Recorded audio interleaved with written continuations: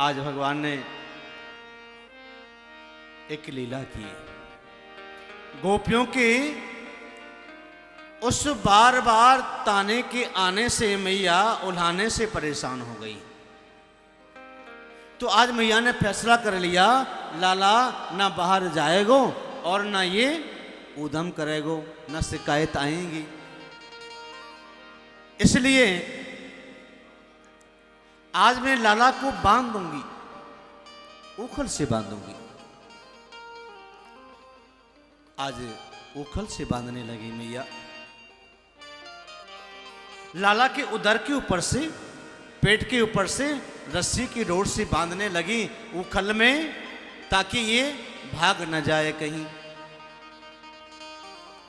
लेकिन जैसे ही बांधने लगे, गांठ लगाने की बारी आए तो गांठ नहीं लगती, 2 अंगुल रस्सी कम पड़ जाती। मैया बांध बांध के परेशान है गई। रस्सी में रस्सी, रस्सी में रस्सी, जोड़ जोड़ के बांध बांध के परेशान हो गई, लेकिन कन्हैया को बांध नहीं पा रही थी। क्योंकि 2 रस्सी इसलिए कम पड़ गई क्योंकि एक है शक्ति, माधुर्य शक्ति, जो माधुर्य शक्ति कहती है कि गोविंद को अगर बांधना है तो प्रेम से बांधो, बिना प्रेम के गोविंद बंध नहीं पाएंगे। एक शक्ति है ऐश्वर्य शक्ति। ऐश्वर्य शक्ति है, नहीं मैं तो बांध के दिखाऊंगी, नहीं मैं तो बांध के दिखाऊंगी, चाहे कछुआ है जाए। लेकिन गोविंद कहते हैं मैया जब तक तुम मुझे प्रेम से नहीं बांधेगी तब तक मैं नहीं बंधूंगा। बांध बांध करके मैया परेशान हो गई, रोने लगी, आंसू बहाने लगी। अब मैया ने कहा मैया अब मैं बंध जाऊंगा, अब तुम मुझे बांध ले। मुझे बांधने के लिए प्रेम भरे अश्रु चाहिए। गोविंद की याद में जब तक तुम रोगे नहीं ना, तब तक तुम्हारा अंतर आत्मा स्वच्छ नहीं होगा, निर्मल तो नहीं होगा।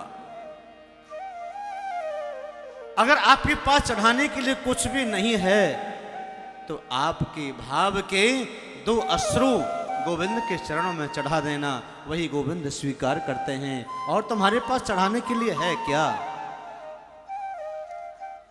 अगर मैं फूल चढ़ाती हूँ तो वह भंवरे का झूठा है, अगर मैं जल चढ़ाती हूँ तो वह मछली का झूठा है।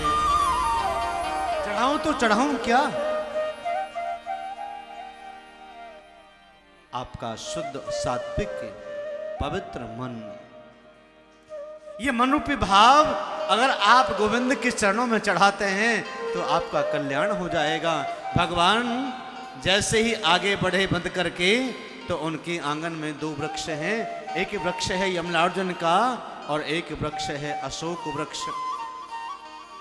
उन दोनों के वृक्ष से बीच में से गोविंद गए और कोहनी का हाथ टहनी लगाई, कोहनी का स्पर्श किया, वृक्ष धड़ाम से नीचे गिर पड़े और उस वृक्ष के नीचे से 2 महापुरुष उत्पन्न हो गए।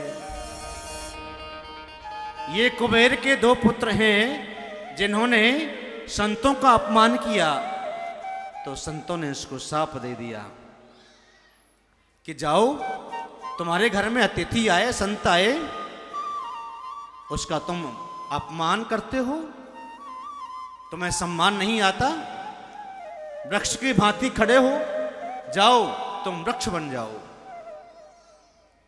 ये कौन थे? ये कुबेर के पुत्र थे।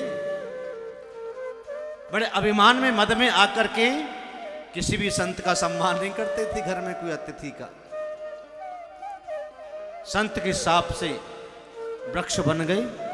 जब इन्होंने कहा कि प्रभु हमें क्षमा कर दीजिए, हम अज्ञानी हैं, मदमंश में अभिमान में आकर के हमको पहचान नहीं पाए, तो नारद जी ने कहा अब तो तुम वृक्ष बनोगे, लेकिन वृक्ष बनोगे नंद बाबा यशोदा के आंगन में। जब भगवान उनके यहाँ आएंगे, भगवान से ही आपकी मुक्ति होगी, वृक्ष योनि से आपका छुटकारा मिल जाएगा। आज वही वृक्ष योनि से छुटकारा पाने के लिए और वो वरदान को पूरा करने के लिए भगवान ने स्पर्श किया वृक्षों का, और वो वृक्ष गिर गए। दो महापुरुष निकल पड़े, भगवान की स्तुति करने लगे। वाणी गुणान कथने श्रवणो कथायां हस्तौ च कर्मसु मानस्तव पादयो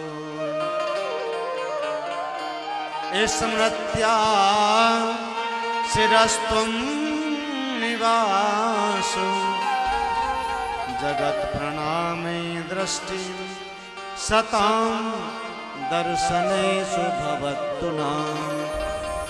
हे गोविंद, कुबेर के पुत्रों ने प्रभु से प्रार्थना की, स्तुति की कि हमारी वाणी केवल आपके ही नाम का गुणगान करें। श्रवणों कथायाम, हमारे जो श्रवण है, को कान है, सिर्फ आपकी कथा श्रवण करें। और हमारे पैर सिर्फ आपके तीर्थ धाम की यात्रा करें। और प्रभु ऐसी कृपा करिए, हमारी स्मरण शक्ति से आप कभी दूर न जाएं, हमेशा आपकी याद बनी रहे, बस ऐसी कृपा कर दीजिए। भगवान ने कहा जाओ तथास्तु, ऐसा ही होगा। कुबेर के पुत्रों का उद्धार हुआ और आज गोकुल में सक्टासुर आया, भगवान ने उसका वध किया। अघासुर आया, भगवान ने उसको भी मार गिराया। धैनकासुर आया, भगवान ने उसको भी मार गिराया। राक्षसों को इकट्ठा ही मार देते हैं। हाँ, फिर आगे चलेंगे गोवर्धन लीला में। प्रेम से कहो श्री राधे। पूज्य सुखदेव कहते हैं, राजन, जब गोकुल में राक्षसों की बाढ़ आ गई तो नंद बाबा को परेशानी हुई। नंद बाबा ने आज अपने भाई घनानंद से कहा, भैया कोई गोकुल के जैसा जहाँ यमुना जी का किनारा हो, कोई ऐसा स्थान, कोई नगर हो तो बताओ ना। किन्नम वृंदावनम नाम पश्य नवकाननम गोप गापी गवां सेव्यम पुण्याद्रिणी विरूधम। नंद बाबा की पूछने से घनानंद ने कहा, नंद बाबा के भाई ने, कि हाँ बहुत सुंदर स्थान है जिसका नाम है वृंदावन, यमुना किनारा है। वृंदावन तुलसी, जहां तुलसी का वन है और कुछ नहीं, केवल यमुना का किनारा और तुलसी का वन है। कि वृंदावनम गोवर्धनम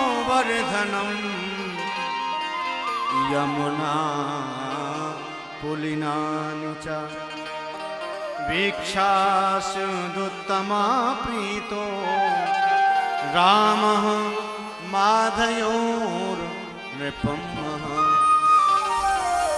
आज वो सुंदर शहर जिसका नाम वृंदावन है, जहां कोई मकान नहीं था, कोई दुकान नहीं,